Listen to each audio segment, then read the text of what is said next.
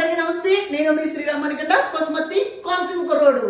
ఈ రోజు మీకు చూపించబోయే స్పెషల్ రెసిపీ ఆదివాసీ కుటుంబంలో అత్యంత స్పెషల్ వంటకం పులుసు పుడివిని ఎలా తయారు చేయాలో మీకు ఈ రోజు చూపించబోతున్నాను. దీనికి కావలసిన పదార్థాలు: ఒరనూక,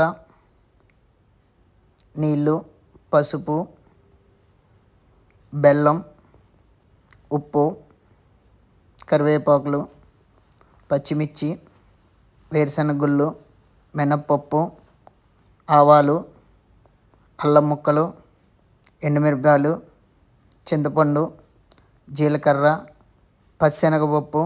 దీనికోసం పొయ్యి మీద ఒక గిన్నెని తీసుకొని కొంచెం దాంట్లో నూనెని వేసి ఆ నూనె కొంచెం హీట్ ఎక్కిన తరువాత ఒరనూకని కొలతగా తీసుకొని ఒరనూక కొంచెం కొంచెంగా గిన్నెలో వేయాలి.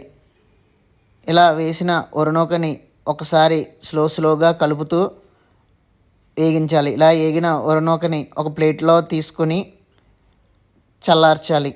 ఇలా చేయడం వల్ల మంచిగా కమ్మగా ఉంటుంది ఈ ఉప్మా.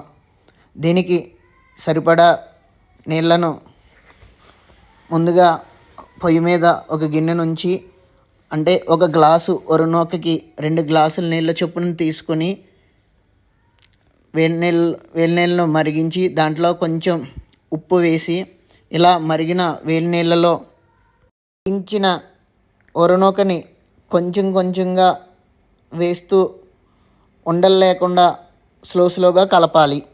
ఇలా చేయడం వల్ల ఒరనూక బాగా ఉడికి పొడిలాడుతూ బాగా వస్తుంది. దీనికోసం ముందుగా నానబెట్టుకున్న చింతపండుని ఒక గిన్నెలో తీసుకొని బాగా మరిగించాలి. ఇలా మరిగిన దాంట్లో కొంచెం బెల్లం ముక్క వేయాలి. ఇలా మరిగిన చింతపండు రసం బాగా చిక్కబడినంత వరకు చూసి ఇలా చిక్కబడిన తరువాత పక్కన పెట్టి ఉంచుకోవాలి. పోపు కోసం ఒక గిన్నెలో కొంచెం నూనెని తీసుకుని మరిగించాలి. తర్వాత వేరుశనగ గుళ్ళు, అల్లం, కరివేపాకు, మినప్పప్పు, జీలకర్ర, ఆవాలు, పచ్చిశనగపప్పు వేసి బాగా వేగించాలి.